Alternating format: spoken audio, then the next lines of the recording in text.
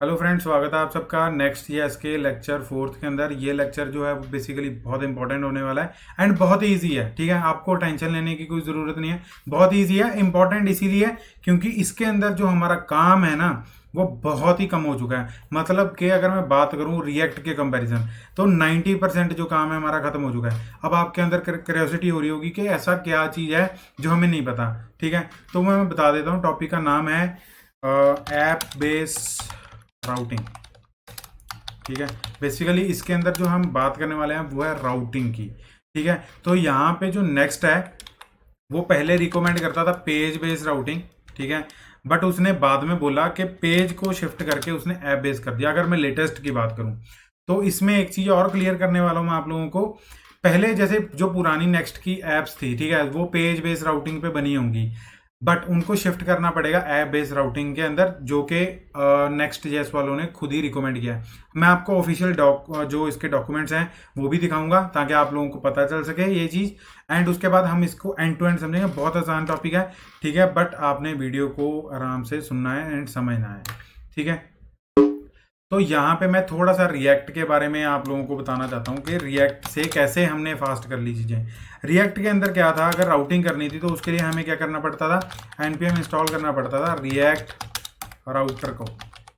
ठीक है, रिएक्ट राउट को अगर इंस्टॉल करेंगे तभी जो है राउटिंग जो है इंप्लीमेंट हो पाएगी। अगर आप कोई और पैकेज यूज़ करते थे तो वो अलग बात है। मतलब अभी क्या है कि इंस्टॉल तो करना पड़ता था ना थर्ड पार्टी को, किसी थर्ड डिपेंडेंसी को, पार्टी नहीं थर्ड डिपेंडेंसी को। ठीक है, तो नेक्स्ट ईयर कहता मैंने आपके लिए ये बिल्कुल आसान कर दिया है अगर आप वीडियो को एक लाइक दोगे। ठीक है, तो ये आसान हो चुका है। अब वो कैसे हो चुका है वो हम समझेंगे वीडियो के अंदर। ठीक है, अब जिन लोगों को राउटिंग नहीं पता तो मैं उनके लिए थोड़ा सा बता देता हूँ। जैसे मान लो आप गूगल पे विजिट करते हो या कोई भी साइट है, ठीक है, कोई भी साइट होने के बाद, मतलब विजिट होने के बाद आप देखते हो स्लैश अबाउट अस एक पेज होता है। ठीक है, तो ये क्या है, एक अबाउट अस पे ले जाता है हमें। ठीक है, अबाउट अस, तो अबाउट अस मतलब एक पेज पे ले जाता है, एक सेपरेट पेज होता है वो। ठीक है, तो हम इसको बोलते हैं राउटिंग। तो अभी बात चलती है कि नेक्स्ट के अंदर हम इसको कैसे इम्प्लीमेंट कर सकते हैं। ठीक है जी, तो यहाँ पे अब मैंने दो चीज़ें बताई थी आप लोगों को। तो पहली क्या थी, app base routing, app base routing. And दूसरा क्या था, page base routing, page base routing. ठीक है, ये दोनों चीज़ें हैं। अब क्या था, नेक्स्ट जो थी पुराने, मतलब अगर मैं प्रीवियस वर्जन की बात करूं, मैं लेटेस्ट नेक्स्ट की बात कर रहा हूँ। ठीक है, प्रीवियस वर्जन के अंदर वो पेज बेस्ड राउटिंग के ऊपर फॉलो करता था, बट इन्होंने अभी क्या कहते हैं लेटेस्ट वर्जन के अंदर इसको हटा के रिकमेंड कर दिया है कि यार आप ऐप बेस पे चलो। बात दोनों में सेम ही है, बट ये है कि भी जो पुराने ऐप्स को यूज़ कर रहे हैं, जब पुराने नेक्स्ट के वर्जन यूज़ कर रहे हैं तो उनके लिए पेज वाली मतलब बढ़िया है। बट आफ्टर ऑल क्या है कि हमें लेटेस्ट पे तो आना पड़ेगा ना, तो app based pagination sorry routing जो है हमें वो फॉलो करनी पड़ेगी। तो हम लेटेस्ट के साथ जा रहे हैं। तो यहाँ पे SRC के अंदर आप ऐप फोल्डर जो है वो देख पा रहे होगे, राइट। तो हम इसके अंदर जो भी फोल्डर नेम से बनाएंगे, मान लो यहाँ पे मैंने फोल्डर नेम बना लिया ABC। बहुत ही आसान है गाइस, आपने घबराना नहीं है। ठीक है, मैंने यहाँ पे किस नाम का फोल्डर बनाया, ABC। ठीक है, कुछ और तो नहीं लिखा ना। अब ABC के अंदर मैं क्या बनाता हूँ, एक पेज बनाता हूँ, page.js। ये चीज़ भी आपने ध्यान रखनी है कि आपके फोल्डर के अंदर वो वाला जो पेज है ना वो page.js ही होना चाहिए। क्योंकि जैसे index.html होता था ना, अब जब भी आप उस एप्लीकेशन को चलाते थे तब index.html खुलता था। ठीक है, क्योंकि वो क्या मतलब रिप्रेजेंट करता है कि मैं सबसे बड़ा हूं और मेरे को सबसे मतलब प्रायोरिटी हाई होती थी उसकी। ठीक है, तो वैसे ही नेक्स्ट के अंदर क्या है, page.js जो है उसके अंदर सारी चीज़ें पाई जाती हैं एंड आप इसके अंदर मल्टीपल फाइल्स बना सकते हैं, कोई दिक्कत वाली बात नहीं है। बट page.js फाइल होनी बहुत ज़रूरी है अगर आप उसको डॉम पे रेंडर कराना चाहते हो। ठीक है जी, तो यहाँ पे क्या है, हम एक्सपोर्ट करेंगे डिफ़ॉल्ट एक फंक्शन को। ठीक है, जिसके अंदर हमारा पेज होगा। तो ABC क्या है, हमारा एक पेज है, ABC पेज। इसका आप कोई भी नाम रख सकते हो, इसके अंदर कोई वो नहीं है कि रिस्ट्रिक्शन है कि ऐसा कुछ रखना पड़ेगा। ठीक है, तो यहाँ पे रिटर्न करेगा, एक डिव रिटर्न करवा देते हैं, लाइक डिव के अंदर कुछ लिख देंगे। तो ये डिव रहा एंड इसके अंदर लिख दिया I am a ABC page. ठीक है जी, तो ये हमारा राउटिंग डन हो गया, यहाँ पे ख़त्म हो गया हमारा काम। देखो कितना आसान था। हमने क्या किया, स्टेप्स फॉलो करते हैं। हमने एक एबीसी बनाया था, राइट, तो वीडियो को लाइक कर दो। उसके बाद क्या था, हमने एबीसी फोल्डर के अंदर ए पेज डॉट जीएस बनाया था, ठीक है। तो अभी कमेंट करके बता दो कि ऐसा किया था कि नहीं किया था, ठीक है जी। तो पेज डॉट जीएस बनाने के बाद हमने क्या किया था, एक फंक्शन लिखा जिसको हमने एक्सपोर्ट किया एंड उसके अंदर हमने एचटीएमएल जो था वो लिख दिया। अब आप इसके अंदर कितने मर्जी टैग्स जो हैं वो लिख सकते हैं, कोई दिक्कत वाली बात नहीं है, ठीक है। आपको कोई दिक्कत नहीं आने वाली यहाँ पे। अगर आप मान लो इसको एक डेव के अंदर रैप करना चाहते हो तो वो भी कर सकते हो, कोई दिक्कत नहीं है यार। यहाँ पे कोई दिक्कत नहीं है, आपको कोई परेशान नहीं करने वाला, ठीक है। तो इसको ऐसे भी कर सकते हो एंड इसके बाद यहाँ पे आप फर्दर जो है टैग्स को यूज़ कर सकते हो, लाइक h1, इसको एंड कर देते हैं, ठीक है। एंड यहाँ पे लिख देते हैं ABC, थोड़ा अच्छा दिखेगा हमें, ठीक है जी। तो ये हो गया। अब क्या है, अब इसको टेस्ट करते हैं कि ये पेज हमारी राउटिंग जो है वो हो चुकी है कि नहीं हो चुकी। अब ये पाथ क्या बनेगा, सबसे बड़ा क्वेश्चन ये होता है कि पाथ क्या बनेगा। तो हमारी एप्लीकेशन किस पे चलेगी, लोकल होस्ट पे चलेगी। लोकल होस्ट पे क्यों चलेगी, क्योंकि ये मेरे लोकल सर्वर पे चल रही है, मेरे खुद के पीसी पे चल रही है। अगर ये सर्वर पे होती ना तो हम सर्वर के आईपी से इसको एक्सेस करते हैं, ठीक है जी। अभी हम किससे एक्सेस करेंगे, लोकल होस्ट से। अभी एप्लीकेशन का डिफ़ॉल्ट कोड क्या है, 3000, ठीक है, :3000 एंड राउटिंग क्या कौन सी है हमारी, ABC, क्योंकि हमने फोल्डर का नेम क्या रखा, ABC।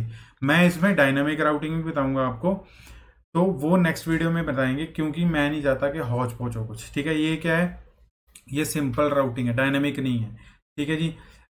तो डायनामिक के में अभी आप उलझो ही मत, आप सिंपल वाली राउटिंग जो है वो समझो। तो यहाँ पे ABC लिखा तो हमारा पेज जो है वो दिख जाना चाहिए, राइट। तो अभी इसको रन करते हैं, देखते हैं कि ये होता है कि नहीं होता। npm run dev, तो जैसे ही मैंने इसको रन किया एंड मैं ब्राउज़र ओपन कर रहा हूँ एंड यहाँ पे हमने इसको लिखते हैं एंड देन एंटर दबाया तो हमारा पेज जो है वो सही से चल रहा है, राइट। तो यहाँ पे आप देख सकते हो हमारा यहाँ पे क्या हुआ, आई एम आप ABC पेज ABC, ठीक है। ये समझ आ गया आप लोगों को। अब मैं अगर ये फोल्डर नेम चेंज कर दूं तो क्या हो जाएगा, तो क्या मेरा पेज दोबारा से चलेगा, देख लेते हैं। ABCD कर दिया, अब देखते हैं क्या होता है। यहाँ पे भी D कर देते हैं ताकि हमें पता चल सके कि ये वो वाला पेज नहीं है, ठीक है जी। तो जैसे ही मैंने इसको किया तो यहाँ पे क्या है, this page could not be found, ठीक है। तो अभी क्या है, यहाँ पे मैंने जैसे ही D किया तो यहाँ पे फिर से वो पेज चल चुका है। तो अब हम समझ सकते हैं ना कि राउटिंग जो है वो कैसे चलती है इसके अंदर। अब मैं इसको अच्छे से नाम देता हूँ, लाइक अबाउट अस, ठीक है। अबाउट अस के अंदर अबाउट अस पेज है, H1 के अंदर ABUT about us and I am about us page, about us page, ठीक है जी। तो ये हो गया। अभी देखते हैं क्या आता है। तो ये अबाउट अस के नाम से बनाया था हमने, अबाउट अस, ठीक है। तो यहाँ पे हमारा पेज आ चुका है। तो अगर आप इसके अंदर CSS करना चाहते हैं तो आप इसके अंदर CSS फाइल भी बना सकते हैं, SAS फाइल बना सकते हैं, कोई दिक्कत वाली बात नहीं है। अगर आप ग्लोबल वाली CSS जो है वो इसके अंदर इंपोर्ट करना चाहते हैं तो आप सिंपल इंपोर्ट से चला सकते हैं उस चीज़ को।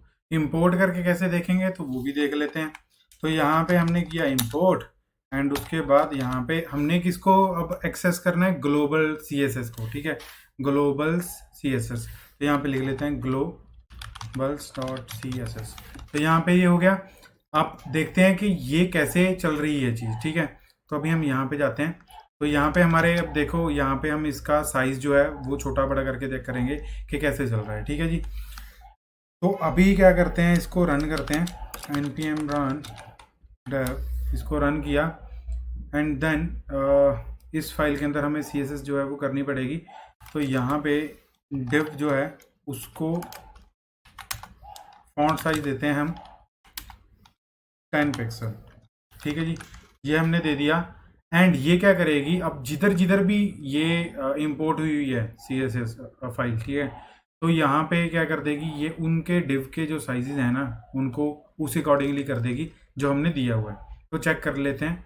तो यहाँ पे जैसे मैंने इसको दोबारा रीलोड किया तो हमारा साइज़ जो है लेटर्स का वो क्या होगा, काफ़ी स्मॉल हो चुका है। तो अब हमें पता चल चुका है ना, तो CSS कैसे इंपोर्ट करना है, कैसे यूज़ करना है। अब नेक्स्ट वीडियो के अंदर हम क्या करेंगे, इसका खुद का एक CSS बना के यहीं पे इंपोर्ट करके चेक करेंगे कि कैसे चलता है और कैसे वर्क करता है वो। ठीक है, तो हमने CSS भी चेक कर लिया। अब बारी आती है कि राउटिंग का हम कैसे कैसे पढ़ें, कहाँ से देखें, क्या है। ठीक है, तो अगर आप देखना चाहते हो इस चीज़ को, तो यहाँ पे क्या है आप देख सकते हो, for new applications we recommend using app routing. ठीक है, पुराने सिस्टम में क्या था, इन्होंने बोला था पेज राउटिंग चलती है। तो अभी आप लोगों को समझा, मैं आप लोगों को कौन सी नेक्स्ट जो है वो पढ़ाने जा रहा हूँ। ठीक है, तो यहाँ पे हम जो है बिल्कुल लेटेस्ट वाली नेक्स्ट को जो है वो फॉलो कर रहे हैं। ठीक है, ऐसी कोई बात नहीं है कि हम पुराने वाली चीज़ों को फॉलो कर रहे हैं। तो ये था पेज राउटिंग और ऐप राउटिंग, आप कह सकते हो ऐप बेस्ड और पेज बेस्ड। ठीक है, तो ये दोनों में कोई जो भी डिफरेंसेस है ना, अगर आप वो जानना चाहते हो दोनों में क्या डिफरेंस है, तो प्लीज़ डू कमेंट्स। मेरे को पता लगना चाहिए कि आप ये इस वीडियो से कितना सीख रहे हो। अगर वीडियो अच्छा लगा हो तो लाइक ज़रूर कर देना, समझ आया हो तो कमेंट करके ज़रूर बताना। आपके कमेंट्स एंड लाइक्स जो हैं वो मेरे लिए बहुत कीमती हैं। उसका रीज़न क्या है कि जैसे आप लोग सुन रहे हो, आप लोग सीख रहे हो, तो मैं चाहता हूँ कि और लोग भी जो हैं वो भी सीख पाएँ, उनके पास भी ये वीडियो ज़्यादा से ज़्यादा पहुँच सके। शेयर कर देना, सब्सक्राइब ज़रूर कर देना। Thank you for watching this video guys. जय श्री राम।